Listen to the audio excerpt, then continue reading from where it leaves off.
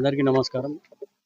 ఇక్కడ ఏముందంటే Bagh Amberpet welfare society తరఫు నుండి మేము 20 ఎకరాల 33 గుంటలకు డబ్బులు కట్టాము జీహెచ్ఎంసీకి.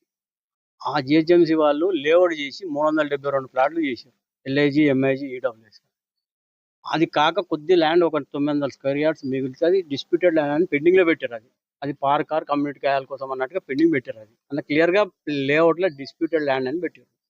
దాన్ని ఈ మధ్యలో కొంతమంది ఎగబడి 2005లో జీహెచ్ఎంసీ చేసింది లేఅవుట్. 2012లో నందకుమార్ అంటే ఆయన ఒక 222 గజాలు చేయించుకున్నాడు. చేయించుకొని అది ఇక్కడ దాకా రాలేదు. మళ్ళీ 2022లో బ్రహ్మకుమారి వాళ్ళు 740 గజాలు 4 డాక్యుమెంట్లు చేసుకొని వచ్చారు.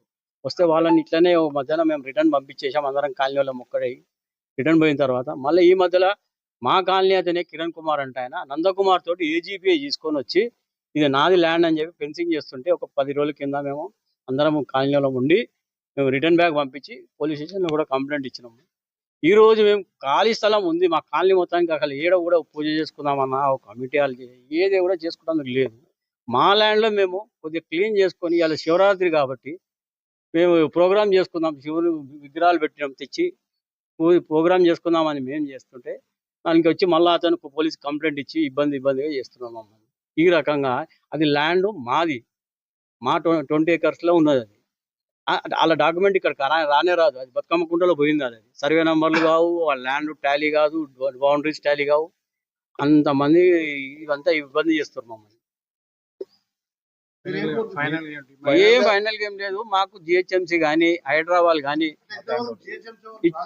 రాలేదు. వాళ్ళు మేము కంప్లైంట్స్ ఇచ్చాము, అన్నీ ఉన్నాయి మా దగ్గర. 2-3 years అని ఇస్తున్నాము, వాళ్ళు రాలేదు.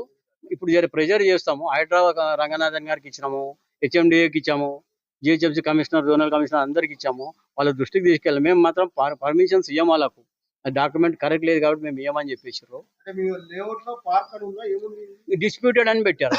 అయితే అక్కడ ల్యాండ్ స్లమ్ వాళ్ళు 1 acre 33 గుంటస్ అక్వై చేసారు బతుకమ్మ కుంటలో.